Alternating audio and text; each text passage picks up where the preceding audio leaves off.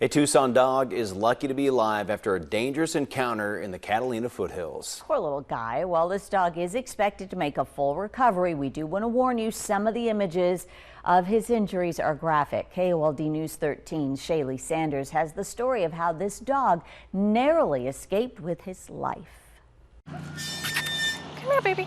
On a beautiful day like today, you would normally find Nicole Freeman and her rescue poodle Keeper at the dog park. There you go, baby. But that's not the case, as Keeper's battle wounds begin to heal.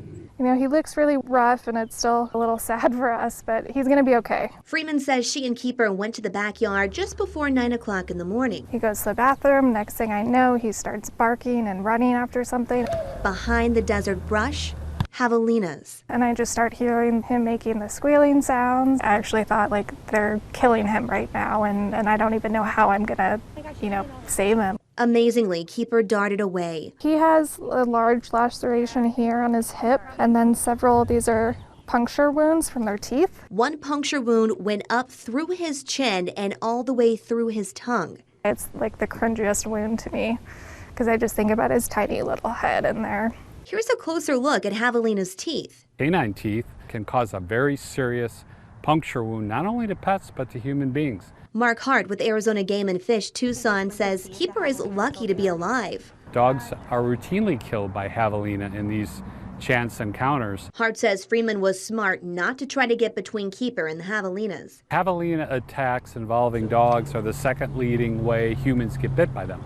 Hart says most urban wildlife issues begin to climb in April as wildlife seeks shelter from the sun. Now Freeman is making changes to their daily routine to make sure Keeper is out of harm's way. I am just very grateful that he's going to be okay. Fortunately, Keeper's organs were not punctured in this attack, and again, he is expected to make a full recovery. I asked Arizona Game and Fish how to handle wildlife encounters like that one. They do not recommend javelina removal. They say it's a short-term solution and it has some serious drawbacks. So the best advice is just to learn how to cohabitate with the wildlife.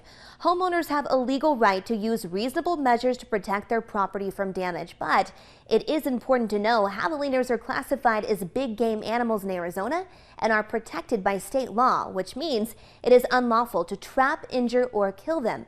If you have a question about wildlife in your neighborhood, you can contact the Arizona Game and Fish Department at the number there on your screen. It's 623-236-7201. And we do have additional wildlife resources available for you right now with this story on our website. Shaley Sanders, KOLD News 13.